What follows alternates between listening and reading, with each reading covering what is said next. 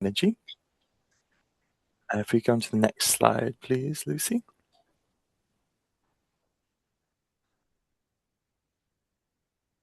So what is the local power plan? I see some kind of familiar names and faces on the call today, but for those that haven't kind of read it yet, it was published last month, and it's a joint document between Great British Energy, which is focused a lot more heavily on the delivery side of things, the more exciting side from my perspective, and DESNZ's UK government department, who are mainly focused on the kind of policy and regulatory environment. And it's kind of first UK-wide, I'd say, like commitment in over a decade to support kind of community and local energy at this scale. So it's a really exciting kind of opportunity, a lot of energy kind of behind it within GB as an organisation as well. And it's wanting to kind of build on the kind of groundswell of kind of support and proven projects from different community energy organisations to date. And as I mentioned, the kind of from a GB perspective, we're very much focused on the delivery and kind of designing of products and support services that can help alleviate some of the kind of major barriers for the sector. Some of that was kind of set out in the evidence annex that we published alongside the local power plan, which I was like pretty happy to see all brought together in one place to kind of highlight the kind of barriers and benefits for community and local NGOs. Hopefully that'll be quite a useful source for different organisations and groups when they're wanting to set out the kind of justifications for some of their projects and things as well. And yeah, so part of GB Local's aim is kind of designing the kind of funding and finance products, kind of capacity, skills, capability, support and offerings, and looking at demonstrating repeatable kind of business models for community energy projects going forward as well. But I'll talk a little bit more about that in a few slides' time. And on this slide, we kind of set out the kind of fairly ambitious vision that we've got for community and local energy. So by 2030, wanting every community in the UK to have the opportunity to benefit from and own, if they kind of so desire, a local or community energy project. And I think that's really exciting because, you know, I think we can all agree on this call that community ownership eventually it matters. It's really important. The kind of benefits of the energy transition. You know, the UK government's got very ambitious Clean Power 2030 targets, but that needs to involve, you know, communities and local areas throughout the UK and not kind of be done to people. So the kind of benefits of that energy transition flowing to local areas is important, and kind of working directly with communities and local leaders on that in like a fair and like equitable way, that definitely matters as well. So on this slide as well, we also have kind of 4 of the kind of starter objectives that we kind of set ourselves in the local power plan, and we're kind of in the process now of developing strategic objectives, so a kind of level of detail down below that would set out what we have there in the local power plan, but sticking to the theme of 4, they can kind of be broadly set out as the kind of scale of pace. So that first one there, a bit more detail on how we're going to enable 1,000+ projects by 2030 through things like kind of standardization, aggregation, kind of replicability of projects. Second one being around that kind of fair and equitable way, so just transition, so ensuring all communities can realistically own and get involved with and benefit from local power if they wish to. The third being around innovation, so how we're going to get to those kind of repeatable business models and things, so the enabling, the kind of de-risking, the standardizing of new models to bring them to the market. And the fourth being the point around ownership, so enabling community and public ownership to maximise the kind of social, the economic, environmental, the kind of public value of local and community energy. If we can move on to the next slide, please, Lucy.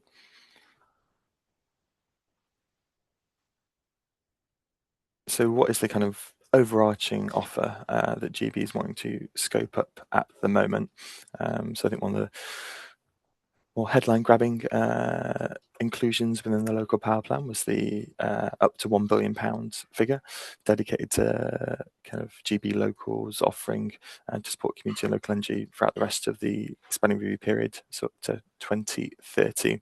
And I think that's kind of fantastic news and kind of fantastic to have a figure to kind of put to this, kind of show the kind of scale, ambition, the kind of importance of the work going forward. And it also kind of helps from a GB kind of company perspective to kind of demonstrate how local is kind of an equal key pillar of GB's remit going forward. It's not just like the kind of the little brother to the kind of wider aims on supply chains and commercial investment in offshore and onshore energy. So that was kind of great to be able to publish about as well. And as you can all probably appreciate, with the kind of scale of that budget in question, we need to take like really rigorous due diligence and assurance processes for kind of spending that money, especially as it is kind of public money. But that being said, we're working at pace to provide further information on our first steps, kind of early stage support in the coming months. And we are, I guess, one of the things that I found, I've been working within GB since October time, and I think it's obviously comes with challenges and lots of fun to be building a organisation up from scratch, whilst also kind of building out products and services and offerings at the same time. The kind of phrase people often use within the team is kind of building the plane as we're flying it. So we are currently a kind of small and mighty team, I would say, but looking to expand quickly throughout the rest of the year. But we're already kind of laser focused on building out that offering to support kind of community and local energy projects from the very earliest, like just ideas phase within the community, getting communities interested in the concept of community energy, to kind of actual project ideation, inception, project design, development, construction, all the way to kind of operation and management of assets as well. So I want to take a very holistic view and approach to building out that support in the coming years. And we definitely see 26, 27 as all about building kind of strong foundations to grow and expand from. And this slide kind of sets out the three kind of key areas that we mentioned in the local power plan around direct funding, again, throughout inception all the way through a project's life cycle, the kind of capacity, the skills, the capability support. So the kind of team of experts within GB as we grow, but also really relying on and drawing from kind of experts that already exist, kind of partnerships arrangements across the UK that we can develop as we go forward. And then that third point again around the kind of long-term plan to attract more investment into local and community energy. So what are those kind of repeatable business models that we can kind of explore, and how can we kind of aggregate that going forwards as well? So for 26, 27, we definitely want to have a number of kind of pilot projects that we can announce. We want to trial some different forms of funding as well to kind of lay the foundations, and want to test some of those kind of partnership arrangements and standardization approaches too. So we're currently working through the kind of funding splits at the minute and hope to kind of provide further details on that in the summer months. Next slide, please, Lucy.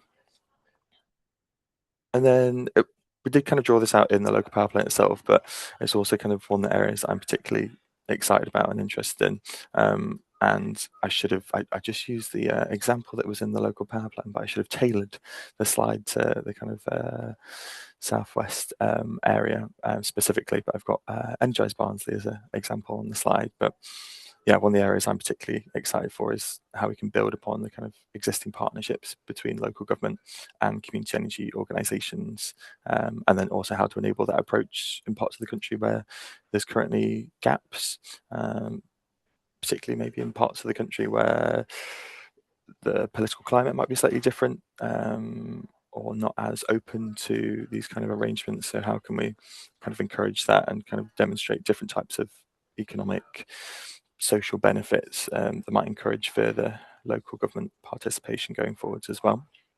And the LPP and the kind of accompanying evidence annex highlights the kind of role that local authorities can play in kind of strengthening the project governance, enabling access to sites that community energy organisations might not otherwise be able to access, kind of aligning projects with wider statutory duties in their areas and local net zero plans as well. And when those advantages are kind of combined with the kind of community ownership and participation, we know that projects are more likely to deliver durable kind of social, economic, environmental benefits to their areas as well. So that's something we're definitely keen to explore and hopefully help proliferate further as well. Next slide, please, Lucy. And then we set out as well the kind of, at a high level, the different funding and finance offerings that we want to kind of explore, and that kind of comes back to wanting to make sure we have a holistic offering that is at kind of whole project life stages. So we know that early stage support is key, the kind of emergence development grants that we put on that slide there, and that's some of the kind of earlier things that we want to be announcing this year to really help build up those partnerships we were just talking about, but just wholly owned community energy projects as well, like expanding what the kind of scope of that could be, and really helping to build up that greater pipeline of investable projects going forward. So that's kind of first stage of that. Really wanting to build on the kind of success of the GB Community Fund, the Community Energy Fund, as it was called before that as well. This year, the fund's already been able to support kind of dozens of exciting projects, opportunities, including things like pairing batteries with wind turbines, energy sharing schemes, community-owned solar farms. So yeah, we're really keen on kind of expanding the size and scope of that fund for the next financial year. Then we've got kind of construction operation loans. We're just developing at the minute with the kind of finance colleagues within GBE what that could look like in quite a, hopefully, eventually a straightforward and simple kind of way to interact with that. But as you can also imagine, it takes a lot of thinking, a lot of working through what the kind of rates would be on that kind of funding. So that's kind of in train at the moment. And then more widely, kind of a local investment fund, but that's more just on a kind of project by project basis, identifying kind of viable investment opportunities and finding kind of direct investment into local projects where that's appropriate. And at the moment, we've got a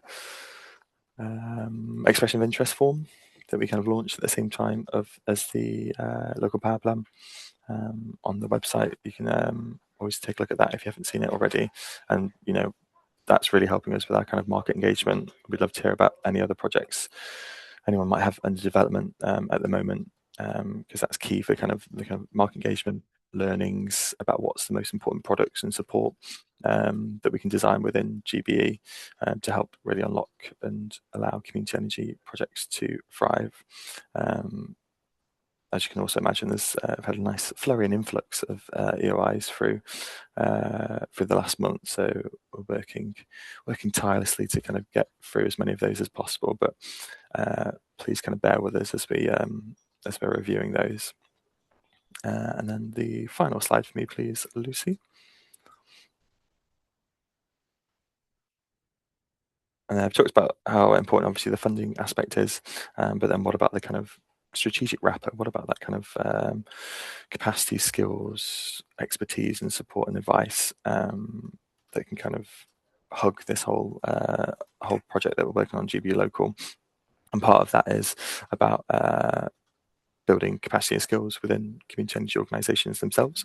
Part of that is kind of drawing upon a kind of strong partner network, like I mentioned earlier, like the organisations that already exist and are doing kind of great work out there. And some of that is also kind of working with at a strategic level, some of those kind of levers in the policy and regulatory space, like Ofgem, like the kind of distribution network operators like NESO and DESNZ, to work through where there are things that GB can't kind of solve with funding and products and things, like what other steps can be taken to help unlock community and local energy at scale. Also got kind of expertise in-house and the regional support. Obviously, the local net zero hubs do a great job throughout England at the minute. There's different things, happening through the CARES programme in Scotland, Energy Service in Wales. So how can we kind of leverage what's already there, but fill in any gaps to support as well? And all of this is kind of leading to, hopefully in the near future, where we have like collaboratively designed kind of repeatable approaches, kind of building on project archetypes that we're looking through at the minute within GB Local, that are the most likely to kind of succeed today, like rooftop solar projects with battery storage, or shared ownership opportunities with onshore wind or solar farm projects. We want to support a kind of number of pilots for that this year, as I mentioned earlier, to learn what might work best and be able to share those learnings with organisations up and down the UK. So that's it for me for now. I think I'm passing over to Duncan. Yeah, thanks very much, Sam. It's really good. Hopefully there's quite a few questions building up in the chat, but we'll save those for later. So Duncan, are you ready to present? I'll move on. Great. I'll move on to your slide. Over to you.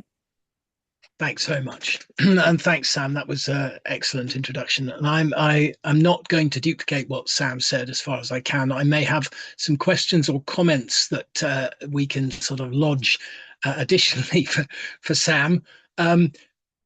So people know who Community Energy England is, so we should move on fairly swiftly through the first few slides. We're the network that looks after 340 plus now organisations, and we provide particularly to established and active community energy practitioners the benefits of a network and information and knowledge sharing, but also the lobbying and the sort of working in concert with the government to get the best possible delivery and implementation of policy. Next. We've got an incredible base to grow on. This is 2023, which was one of our most difficult years. We were still growing. The State of the Sector report, which we produce every year, is going to be launched next week. So I give you a heads up that we will be asking for your participation, because this will be measuring 2025, which is very much a baseline year for us to show the extraordinary things that community energy can do with a government that really supports it. Next. And we operate in all sorts of technologies all over the country. And the next one is a map. Next slide, please. Of our national map, which shows community energy installations. This is particularly your area, and you can see it's an absolute hotspot, but there are a wonderful gaps and villages that still need it. So please do grow. If you're not on that, if your project is not on that map, then please get in touch with Lisa at Community Energy England, and she will make sure it gets on there. And now moving into next slide, into the local power plan itself. What Sam modestly didn't say is that this is the biggest investment in community energy in British history. And that is also the biggest investment in the co-op and mutual sector in British history. So we're all incredibly excited about that. It is, as you will notice, less than was promised in the Clean Power Mission by the Labour Party before the election. But given the sort of pear-shapedness that is going around and around the world and the financial systems, it is still a very generous allocation to local and community energy. The Treasury stipulation of it is that it has to wipe its most of the money that comes into Great British Energy has to show a return. So there will be a limit. Not all of that £1 billion will be available as grants, but we genuinely hope that well targeted they will be enough to enable the sector to return to growing exponentially every year again, as it did from 2014 to 2017. Next, please.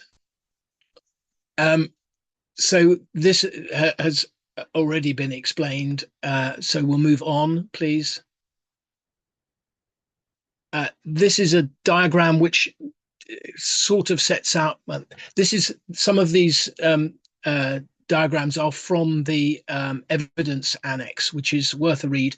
I would say, first of all, that the local power plan is very public focused, very readable, and is only 27 pages. So if you haven't, then do read it. And the other thing to say is the 1,000 projects, which is the revised target from the 8 gigawatts, although 8 gigawatts is still in the Clean Power 2030 plan, so it is still something that we are working towards. The 1,000 projects is a first summit. They are not limiting to it, and we aim to enable the sector to soar past that with not just government support, but lots of public investment and other funders getting involved. And it's also amazing to see local authority collaboration really baked and built into it, with a big carrot for local authorities, the partnership fund. So if we could move on to the next, in fact, move on 2 slides. Oh, no, stay at that one. Sorry, back one. There is huge potential for collaboration with local authorities. There's a lot of, as you all know, a lot of assets that we can build on. They have a lot of energy projects and a lot of obligations, particularly in the retrofit field, and separate funding coming through for that in the Warm Homes Plan. And our plea is that you get out there and connect and build collaborative projects with your local authorities to be ready when the partnership fund, which is the specific carrot money available for collaborative projects, comes on stream, but also explore your role in the Warm Homes Plan and public sector decarbonisation scheme, which will have a different name, when those come on strand. One of the things we're asking government repeatedly is that the Warm Homes Plan, which references community energy and its indispensable role, and the local power plan really do work together, so that the holistic whole systems, smart local energy system projects that community energy is so good at can be funded easily, and you're not having to go to Peter for your generation projects and Paul for your retrofit projects, and because they don't talk to each other, the whole thing falls between stools. That's what we're aiming for on that front, to help community energy do what it does best at local level. Next, please. This is a list that Sam also showed of the funds. Great British Energy Community Fund. We understand that money for that will not come through until after the election, which is May, and it ends, and all the funding has been allocated and will be being sent out. It ends at the end of March. So there is a funding gap, but there is also the Energy Redress Fund, which will come through in March or April. So we encourage you to apply for that. The Just Transition Fund is tailored for developing projects. So we really are going to do our utmost, and the government kind of gets this, that momentum is all. Then moving forward, the partnership fund I've already mentioned, the construction and the shared ownership loans, and then the local investment fund, which we will discover more about. At the moment, GB Energy is working on a product sprint, working out exactly what all these things will look like. And Community Energy England is working hard with them on that. There are other things that they are looking at in their GB Energy Capital, what do they call it? Capital Toolkit, which is, I think, the strategic investment in particular projects, and a phrase that I don't quite understand, aggregating into portfolios, which we would very much like to explore with Sam and anybody else in GB Energy who does know what it means. The National Wealth Fund is obviously where a lot of capital funding is held in large amounts, available to local authorities in £5 million chunks. But getting that accessible to community energy is obviously key. There was one other thing about finance. Oh yes, there is the phrase which was quoted at the beginning of Sam's presentation about about GB Energy being a sector leader. Well, we've got lots of sector leaders in the room today, so maybe we'll work out exactly what that means. But a market maker and a strategic investor. Now that's very exciting. We've had Ofgem thinking it should be the market maker, but not really knowing how to do it. I hope GB Energy can really help us make markets, particularly in areas like shared ownership. And as a strategic investor, again, we'd like to know what that looks like. But we have proposed to them that they take a strategic investment in portfolios portfolios of commercial development on behalf of communities at an early stage when it would be cheap, and then they can hold that and sell it back to communities at a small profit in later stages. So that's the kind of thing that we're asking GB Energy to use its muscle to do. Next one, please. Yes, there's a lot of great words about capacity building, capability and capacity building. And we already have been doing this for nearly 2 years now. We've always been doing it, but the Energy Learning Network with partners in Scotland and Wales and Ashton and the Centre for Sustainable Energy it aims to be the centre, the hub, the single focus where this happens. And coming up, the concept of community energy in a box, which was Jürgen Meyer's phrasing, so sort of templates and pro forma documents, is something that's already being worked on, and the shared ownership templates and documents and guidance will be coming out in the spring or early summer. And on that note, we would encourage you to be taking that earnest of intent from government and their pledge to do a consultation on mandating community energy, mandating shared ownership as something that we hope means that it's genuinely coming down the line and will be mandated, to get in touch with commercial developers who are operating in your area to propose discussions about shared ownership. So moving, next slide, please. This is a diagram again from, it's in the local power plan about how we make our money and how community and how Great British Energy can help. And one of the areas that needs a lot of work is the local supply area, and the government is genuine, and GB Energy are genuinely excited about this and are prepared to work proactively with Ofgem and Elexon on the code modifications, encouraging more to come forward. And we hope that P441, which is a genuinely local supply mechanism, will be out in the course of this year. We also are working, we responded to the corporate PPA consultation that the government put out recently, and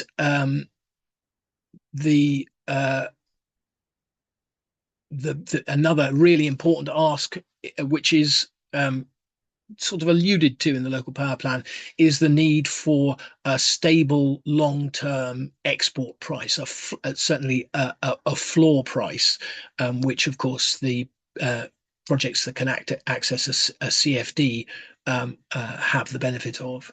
Next slide, please. So there's lots of policy which we're working on, a lot of which I've already mentioned, but the smart local energy systems, delighted to see it so enthusiastically mentioned in the local power plan. We've been arguing to DESNZ and GBE that it's not just about having nice holistic projects which are supported by joined up thinking between the local power plan and the warm homes plan occurring around the country. It is important to re-engineer the energy system so that it can see and benefit from and flex with those local energy, smart local energy systems, and realize the value they offer, especially in terms of flexibility and reducing the need to overbuild the system by brute force. And so that those systems can genuinely be making money from the value that they genuinely deliver to the system. And we have got a wonderful level of understanding of that argumentation. And Kate Gilmartin, one of CEE's directors, who is also a director of Great British Energy, is also very enthusiastic and is driving this agenda. Community batteries, please think about that in all your projects. There will be a consultation coming out in the first 6 months of this year around community batteries. We will let you know and try and enable that. But if you've done some pre-thinking, that can only help.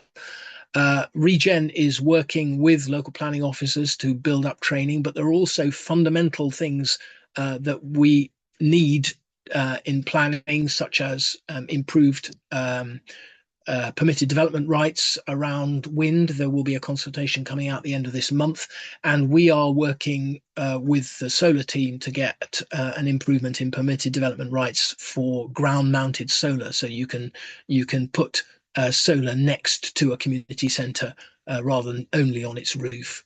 And obviously, grid connections. We need a designation that allows community energy projects that deliver genuinely increased consumer and societal benefits to get priority access to the grid.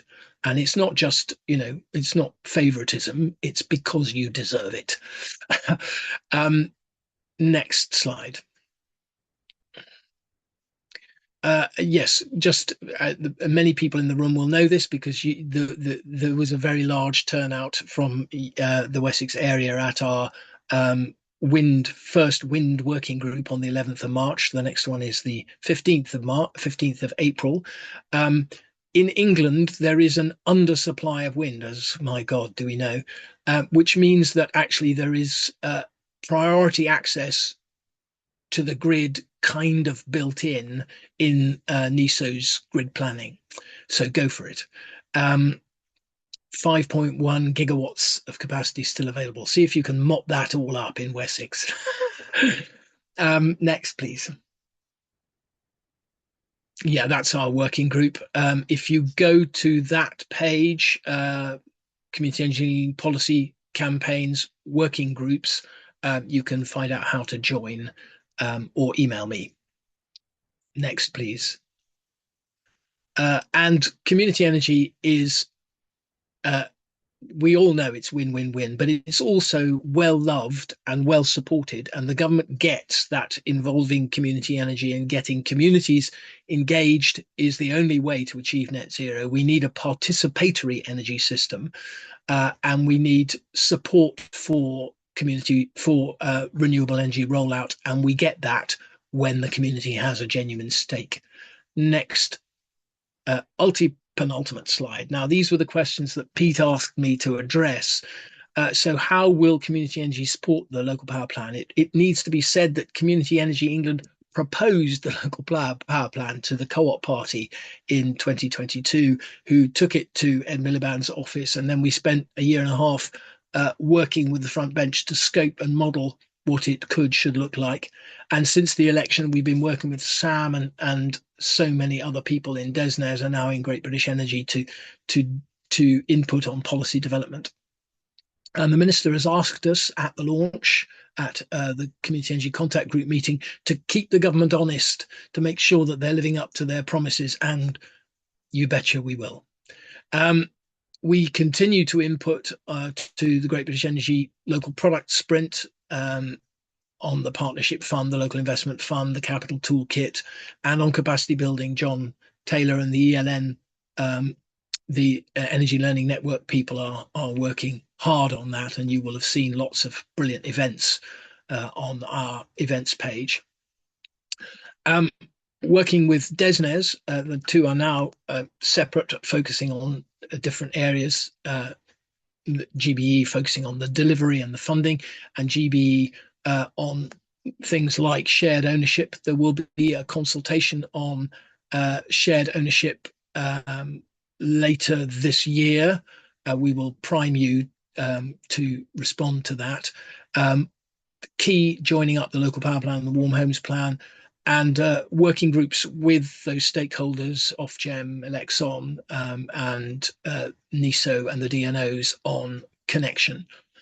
The other thing I've already mentioned is promoting the big picture thinking, putting people and local at the heart of the energy transformation. This needs to be part of the next round of next charging round of the DNOs known as ED3, so that they genuinely prioritize investing in building the local grid edge tech and digitalized monitoring, so that the smart local energy systems can be part of a wider smart energy system that is local first. Kate Gilmartin did a brilliant speech at our awards, which you can find through our policy front page on the CEE website. Next. And how will we share information that is coming out? Our newsletters, please do read them. If you are part of an organization and feel you would like to read them, we send them at the moment to our designated first contact. Then it is perfectly allowed for you to ask to be added to our newsletter distribution lists. We also have our news pages where we put up announcements and short analysis of the things that come out. There's a local power plan frequently asked questions. If you search frequently asked questions on the website, you should come up with it. It's also on the news pages. Energy Learning Network events will be looking at particular things that come out. Probably we will collaborate with them to do consultation specific events to make sure that you are primed to contribute your expertise to those important information gathering events. And of course, we have our working groups, including wind, but also heat. Heat happened this morning, happens monthly. Energy efficiency is as needed at the moment. Ethical sourcing every 2 months. Ethical sourcing is built into Great British Energy's legal framework, the Great British Energy Act. And we have been working on it now for 3+ years, collaborating a lot with the people at GBE who are focusing on it. Last slide. God, I can go on, can't I? Sorry. What we would like from you, I've already said some of these things: ambition and take up of the government, and also the redress fund offers. We would love to see the Great British Energy Community Fund oversubscribed and the Redress Just Transition Fund completely emptied every quarter. Please fill in the GB expression of interest form. At the moment, it's only open to CBSs and co-ops, but we hope to get that widened to other organisations. Obviously, it's for and also an option for you to just express interest in doing projects, which will be important for early stage organizations just setting up. Please tell your story to your communities and to your MP, candidates and councillors. There's an important election coming up. We want the right people to win, but equally we want community energy to be a good in every part of the political system, so that we get support whoever gets in. The Up the Energy awareness raising campaign has a letter which has been sent to all the ministers, but you can still sign in support of it. And please do, its remit is to spread the good word about community energy far and wide nationally, so everybody's aware of it. Please do your part. Build collaborations with your local authority for the Partnership Fund. Connect with commercial developers about shared ownership. And offer your feedback, your resources, your expertise, case studies to the Energy Learning Network and Community Energy England. And also, because Great British Energy really want to know the success stories, what works and what the business models are to Great British Energy. Particularly interested at the moment in flexibility and smart local energy systems. They're doing detailed work on that. And that's me. Last slide has got my email address on it, and thank you for listening.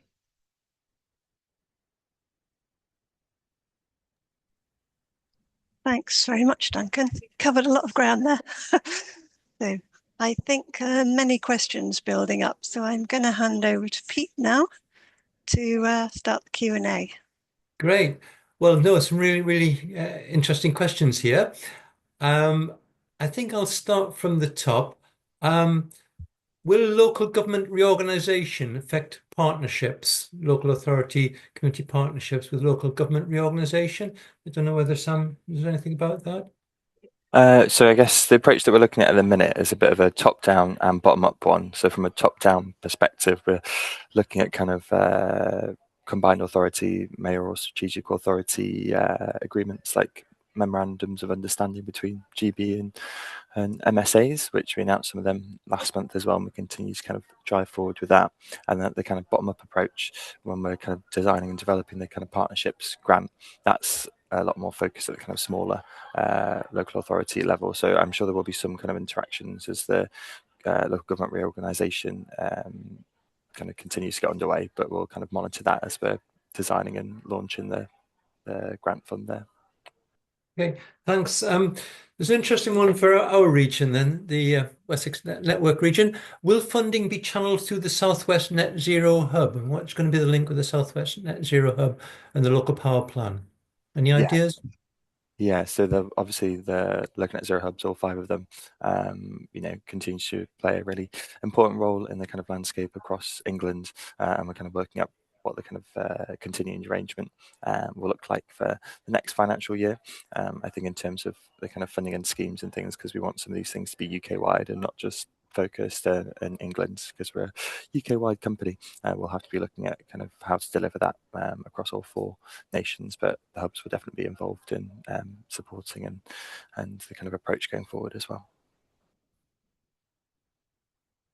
Okay.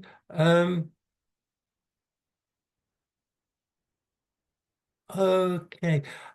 This idea about a business case as well, about support for community energy, paid post and reliance on volunteers, because I noticed there seems to be a sort of a direction of travel to move towards commercially viable projects rather than the existing situation where a lot of us are working as volunteers. Maybe Duncan might have a comment on that. Thank you. It's But a really, commercially really. viable projects. Uh, are you asking about the smaller projects, or are you asking about? Well, what's slightly interesting is there's a couple of questions relative about smaller projects, like a car park, PV roof canopy on a car park, and that's one side of it. But the other side of it is how do we work towards a real, proper, substantial market for community energy, which I think really is the end game, isn't it? I think you're absolutely right. Where community energy has flown, it is very not always, but it's very often where it has managed to get ahead of the game and professionalize to get that first full-time person who can gather the volunteers, can support the board, can actually be there to open up the building when somebody needs to come and do a feasibility study is really, really key. And it's a big hurdle. It's a big threshold to get over. So we have been saying, and I'm still not quite sure where we are on this. There's talk about early stage funding, that pre-feasibility and core funding to a certain extent needs to be provided. Pre-feasibility, there's a huge amount of work before you can apply to the Community Energy Fund for a feasibility study on a project. You might have had to reject 10 or 20 or 30 projects before you get to the one that you think is worth applying for. The London Community Energy Fund has an element of core costs built into it, and I think it also has some pre-feasibility funding. So that is something that I would kind of throw back to Sam and say, Sam, can you take that back?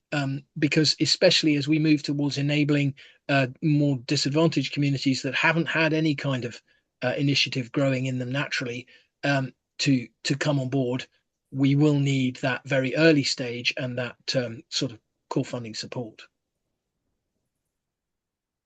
Yeah, there's a linked question really from Iris Partridge. In Energize Barnsley, the slide that was used by Sam, is the scheme based on feed-in tariffs paying back investors? I presume that this is a relatively recent installation with, was it 300 odd houses with PV, so there won't be feed-in tariffs, but it seems to be maybe it was provided for free, it's heavily subsidized, which perhaps is not quite the right direction of travel.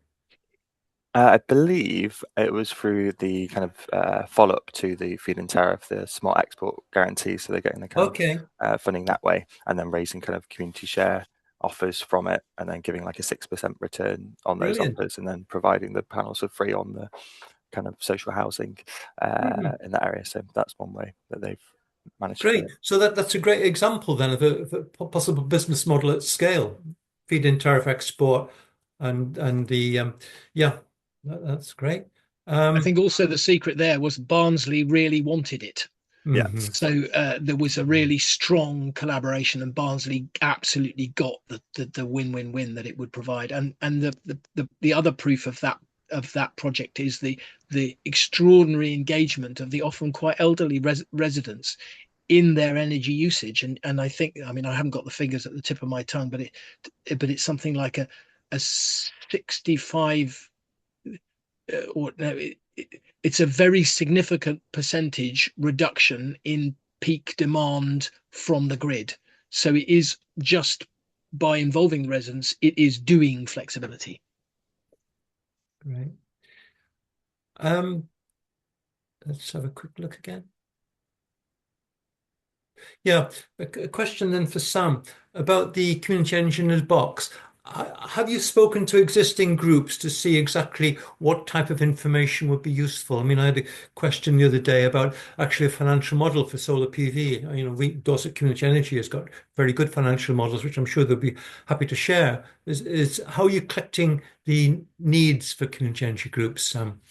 yeah, it's a really, really important and good question. For the first one that Duncan mentioned earlier, the kind of shared ownership templates that we're wanting to be publishing in the coming months, that had a quite that had a engagement process built in as part of it with community energy organisations to kind of get direct feedback and things. And I think depending on the kind of success of that and when that gets published, we'll want to be thinking about the kind of different archetypes and the different other important documents that can kind of build on after that. And again, we'll want to be having like direct involvement sessions with community energy organisations to give proper feedback on like what would actually work in practice. So we're not working in a silo and just, you know, us trying to think of what might work best. So yeah, definite direct engagement. In the meantime, like Duncan mentioned, with kind of expression of interest form and things, if there's Mhm. feedback you want to set in motion already, then do please do so. I think just to come in on that, Sam, it might be a really useful thing to use our Lumio forum for, which I didn't mention in my ways of outreaching, but it's a really good way of getting people who are interested in or need something to come forward and declare. So let's talk about how we can use that in an organized and not overwhelming kind of way. Right. I've got a question from Nikki Brain from Bath and North East Somerset Council. Um, I know they've done a lot of work on power purchase agreements for local authorities to actually be able to purchase from community energy. So, Nikki said there's a need for a contract for difference or equivalent for community export. Um, and local authorities are keen to enter purchase agreements, but they've got issues with procurement and evidencing the business case for long-term power purchase projections. Yeah, so this idea of power purchase agreements from community energy to local authorities. Have you got any thoughts on potential there, Duncan? Or Yes, it is something that we have suggested several times, most recently in the corporate power purchase consultation.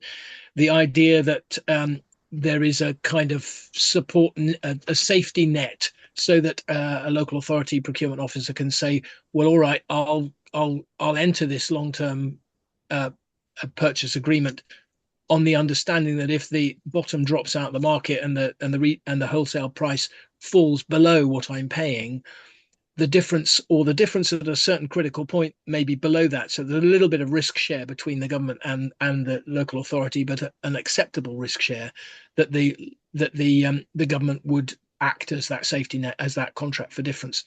I think it's a really constructive idea because it's quite unlikely to cost the government anything, but that guarantee it would be a big enabler of corporate power purchase agreements on the part of local authorities, and not just other public bodies. So we will continue to ask for that. We will continue to drive that forward. Okay, there's a question then from Syed Ahmed from Community Energy London. Again, all these questions are quite linked about rooftop PV. It's basically saying that they have to size the projects to the site load to basically supply the site rather than what the roof could accommodate. Because basically the smart export guarantee is too low. It's just not economically viable to put on PV and sell export at the current low prices. What else does say? Yeah, so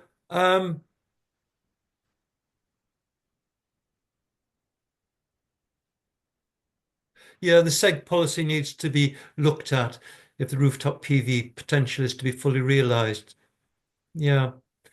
Yeah, that's why we're asking for a, not entirely market solution. We're asking for a floor price. When I surveyed the SEG, when Octopus was offering 5.9 pence, and I said to people, this is obviously inadequate. Nobody's using it. What do you need? And quite a few people came back and said, well, if I could get 6.1 pence, that's 0.2 of a penny up, I'd bite your hand off for it. So there's not a great deal of uplift from what the commercial suppliers are prepared to offer to get us into viability, and that's where a floor price, possibly with a cap, would really make a transformational difference. And it doesn't have to be, it could be at current or even slightly below current wholesale, provided it was over a significant period, 15 years or 20 years. And that there is, acceptance that something is needed, but they need to look into the implications, cost implications, before they're going to say yes. Mm. Yeah, I think that's a general comment, isn't it, Duncan, that community energy needs a route to market. All this target of £1 billion of investment, it's not going to work unless there's a route to market, which is effectively financially beneficial to all parties. Yeah. Anyway, there's a question here from comment really. South Hill Association for Renewable Energy. They submitted an expression of interest to the local power plan, and there's no response yet. So I don't know whether Sam might want to say whether they're just collecting up the expression of interest and responding to them all at once rather than responding to them all individually. Sam? Yeah, that's right. And apologies. It will take some time because I think we've had hundreds so far, and we've only got a team of like 3 looking at kind of everything on that side at the minute. But rest assured that we are kind of scoping everything out at the minute and trying to coordinate them, the responses in a better way rather than just ad hoc basis. Right. Okay. Comments as well from Haley Ash. The Southwest Net Zero Hub are working with Centre for Sustainable Energy on the Community Energy Go to deliver pre-feasibility support. It would be great if this could be extended. This is this point of before you do a feasibility study, if a group starting up particularly, they'll want to know, what to look for, what's the issues. There's no point in going for onshore wind if there's massive planning barriers to basically smooth the tracks. So have you any idea on that, Sam? The pre-feasibility support, how will that be included in the local power plan delivery? Yeah, that's something we're really keen on, the kind of partnership approach with other organisations that are already kind of doing great work, and hopefully kind of supporting through that kind of approach of bolstering that kind of work that's already going on. Kind of noted on kind of Duncan's point before around how the kind of London Community Energy Fund kind of does pre-feasibility things, but as with all these things, and as Duncan knows, it's a very small pot of money for the kind of feasibility or pre-feasibility stages. So it's all just about like how do we get the most bang for our buck out of that smaller pot of money. But yeah, it's one of the ways we are trying to get the biggest bang for buck is through that kind of partnership approach and arrangement. Mm-hmm. A question from Paul Farrer about shared ownership. Do you think it will become mandatory? I mean, it is in some of the European countries. I know Netherlands is 50% share ownership by 2030. Are we on that track?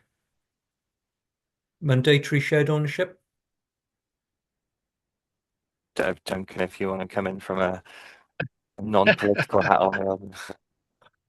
Just to say that in February last year, the minister said mandatory, it's not going to work. And then in April that year, following us making strong representations that mandatory is the only way it would work, a consultation was issued on whether it should be community benefit and shared ownership should be mandatory. So there's an incredible movement there.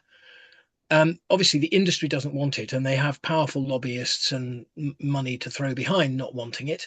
There's another consultation coming up, which is not a consultation, it's a consultation on mandatory. Now, the industry will say, no, don't do it. We will say, do it. And we don't know who will win. I think there's an understanding now within the minister and DESNES and GB Energy that actually mandating shared ownership is the only way it will work, because otherwise it'll just get deprioritized or tokenized.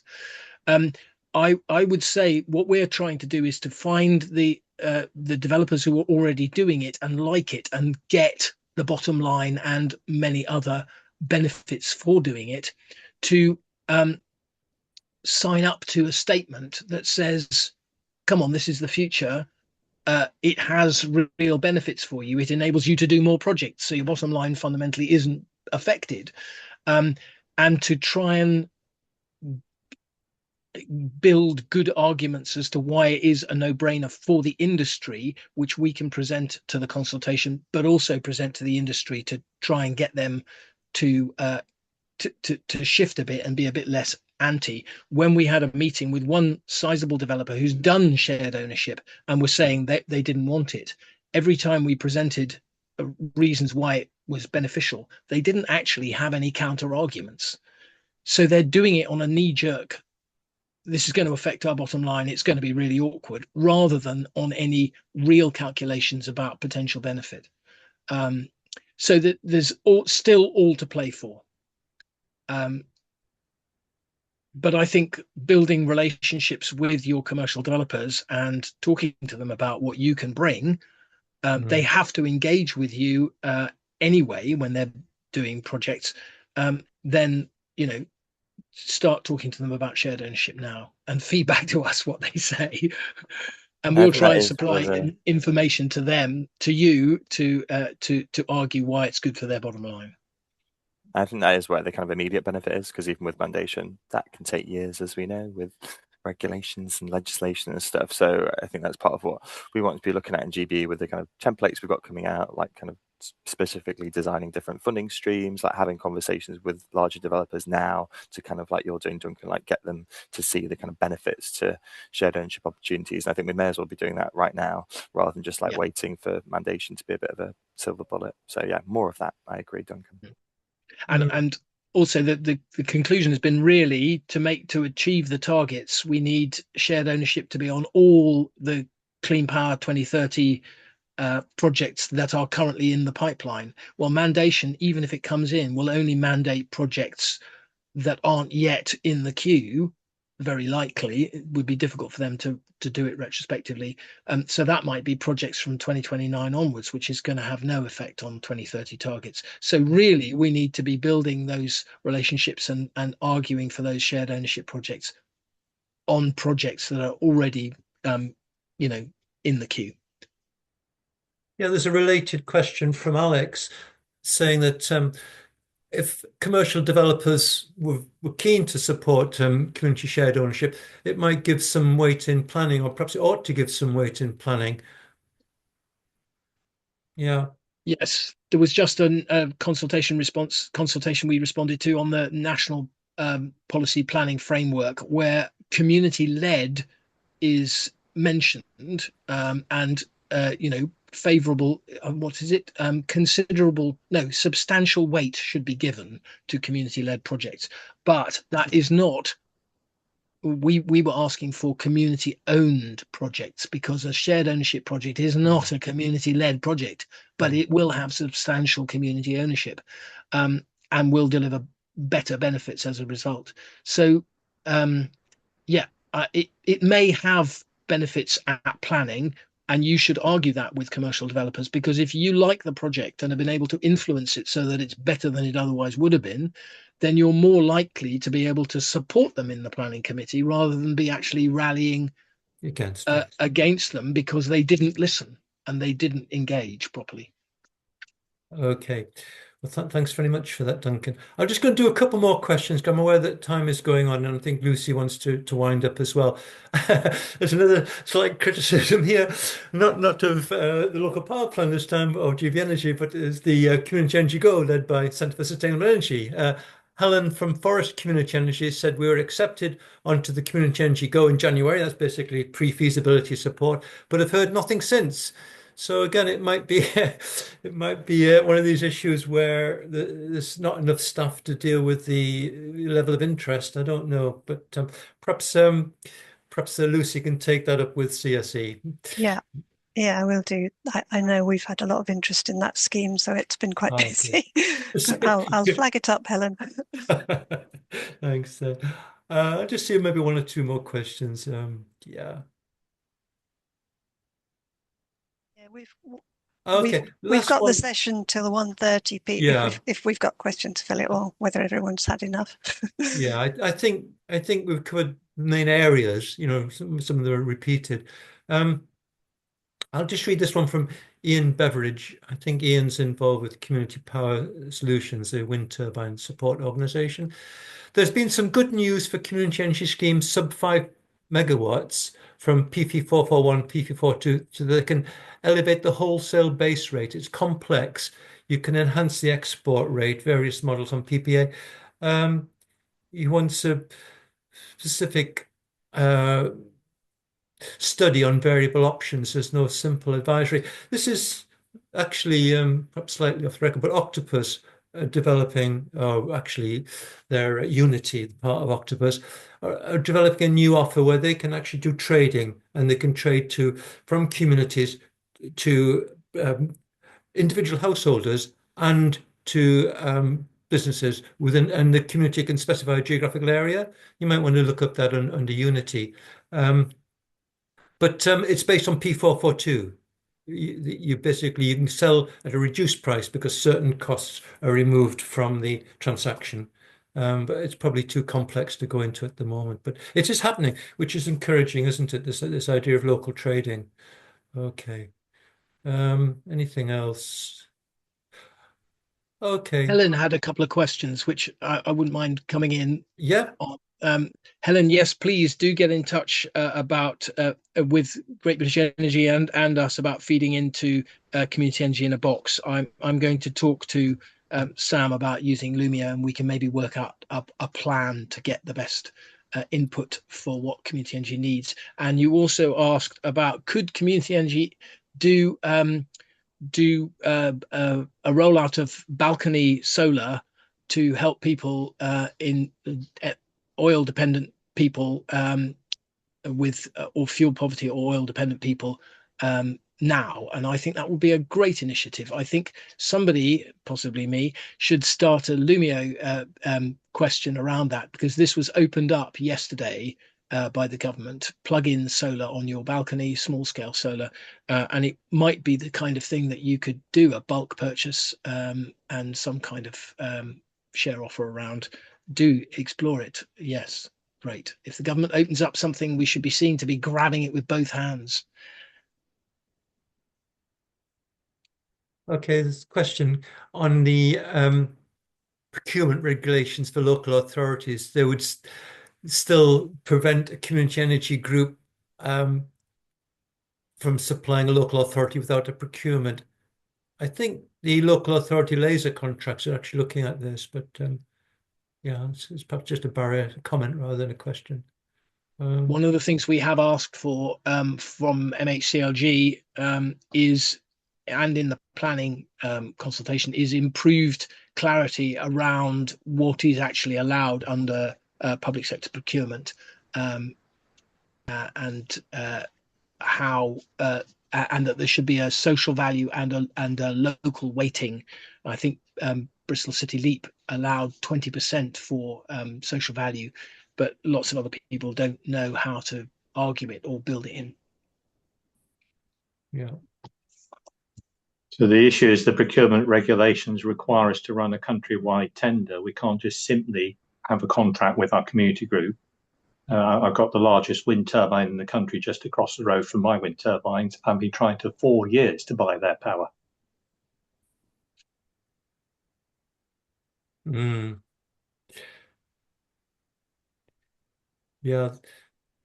It's quite a challenge then, isn't it, really, when you want to buy the power and this P442 would actually technically allow you to do it, but you can't do it because of procurement regulations. It's not the industry regulations, it's procurement regulations. I'm required to run a countrywide competition. Yeah. Open it. So Shetland offered me a better price. I'm obliged to take it. Yeah. Okay. Again, I think there is a possibility to if you can build the weighting in such a way that if Shetland tried that. Oh, really? Okay. Maybe Yeah. we should talk about this, The David. only way I can make it work is to actually have a strategic partner who can do the renewable generation procurement for me. So City Leap enables me to do that, but there's very few councils who've got that mechanism available to them. It is a major impediment to us buying power. Local authorities are being encouraged to participate in these groups, and we absolutely want to. We just can't buy the power they produce. Right. Okay, let's circle back and try and work out what the bloody solution is. yeah, it's quite a barrier, isn't it? Mm. For sure.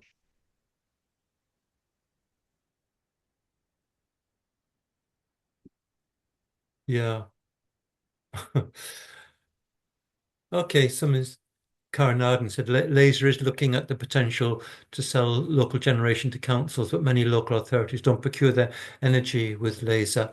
That's the national procurement for some local authorities. That would help, I think, wouldn't it? Okay. I think, Lucy, do you want to sort of round up now? I think I'm getting a bit tired. Never mind anybody else. Unless anyone sees any other questions that you think are particularly relevant. Duncan? No, or does anyone want to raise a hand to ask a question before we wrap up?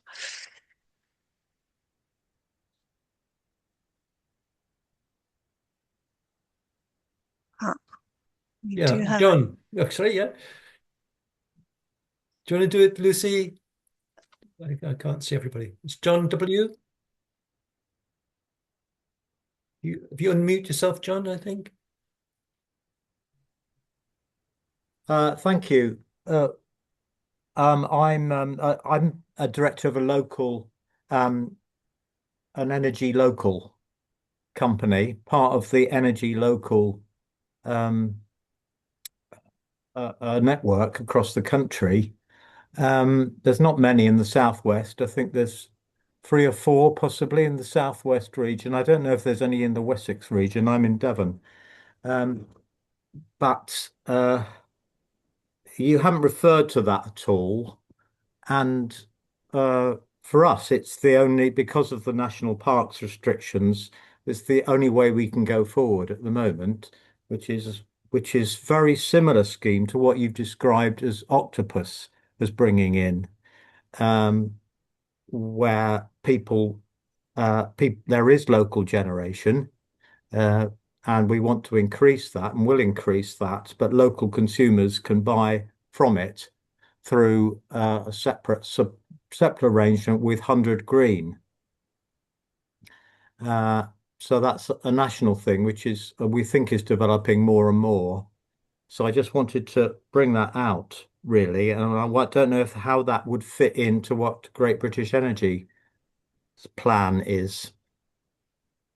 Yeah, the energy I local think model. Dunk. Oh, sorry. Carry on, Sam, because I know Duncan said he's very keen. I am personally. I'm a director of Energy Local Bridport. Yeah.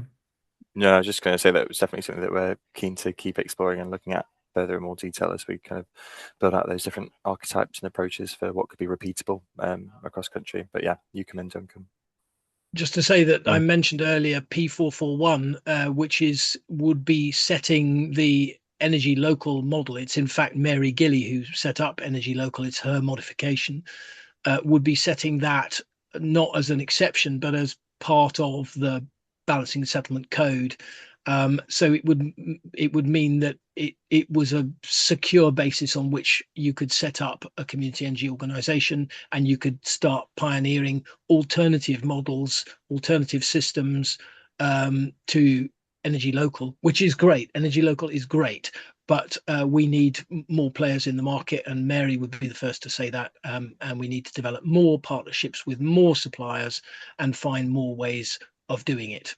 So when P441 comes out, you can do an awful lot under P442 now, but that's not a local energy thing. You could be making extra money for your generation by engaging with P442, but if you want to do the local joined up, benefiting your local households and businesses, then P441 we hope is coming down the line this year, this summer even.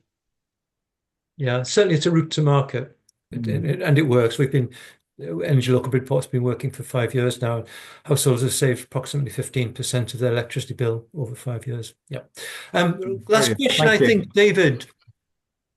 Yeah, this might tie together a few of the things that people have been talking about. With Mary's work, potentially you can extend the idea of energy sharing to energy sharing between rooftops in an area. So you could have local microgrids, and as soon as you can have local microgrids, they can be fair, because you can share the energy fairly, whether some roofs have solar and some don't. We were experimenting with this. We were trying to experiment this with a next generation energy grant just before COVID kicked in, and our partner energy company, Bristol Energy Company, was sold off. But the idea is coming back. And at that point, you have the potential to flip the commercial developer model and say, look, commercial developers could be working to help communities, because communities we own the roofs, right? The biggest opportunity for solar at the moment is the 50 gigawatts on our roofs, not the 400. We could double the amount of solar on fields and wind farms and get up to 800 megawatts, but there's room for 40 gigawatts on our roofs, and commercial developers could be helping us do that, and we could be using funding from them, but the community actually being the owner of the assets and selling the energy to itself, with help from commercial developers and commercial energy companies, something like that. And you could have a simple standard model where community groups assemble an area, develop a local microgrid in it, put solar on all the roofs and share it. I know that we've been working on one, and there's one in Wilmslow being worked on, and I'm sure there will be more. I hope this will become a pretty standard model, made easy by the net zero hubs to access for community groups. So it's a different sort of model altogether for engaging the community and individual householders. Well, only half different, Pete, because Energy Local is already engaging people in becoming members of energy clubs. If you become a member of an energy club in which you're using the energy and generating it, you're just generalizing the model. And I think the software is developing so quickly, it's becoming, this, it's becoming much, much more straightforward to do that. Yeah. Okay, back to Lucy, I think now. Last 10 minutes. Okay, I'm just going to share my screen again. Hopefully you can now see what's next slide. With a bit of luck. It's the rest of you now. Hang on a sec. Sorry.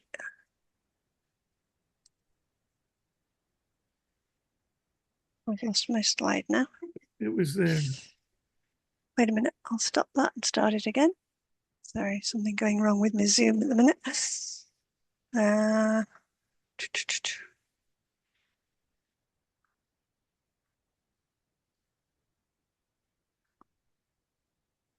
My window just disappeared. Let me start that again.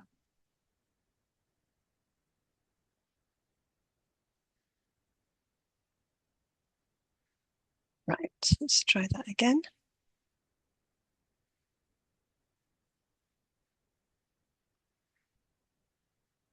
Right. Can you see that now? Should be a what's next slide. Yes. Great. So just to tell you about our next meeting, it's going to be an in-person network meeting.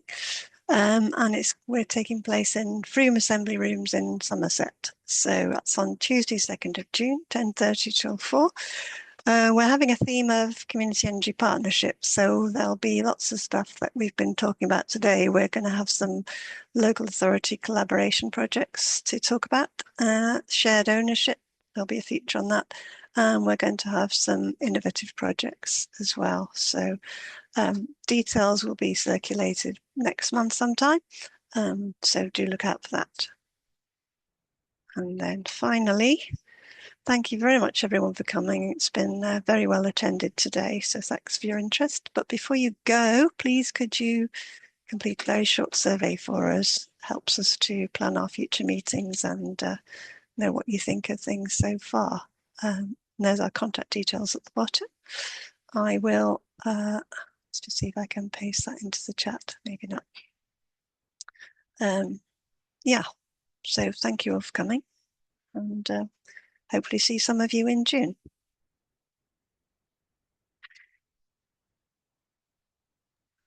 Thank you. Thanks, everybody. Great meeting. Thanks a lot. Very useful. Bye bye. Very good. Thank you very much.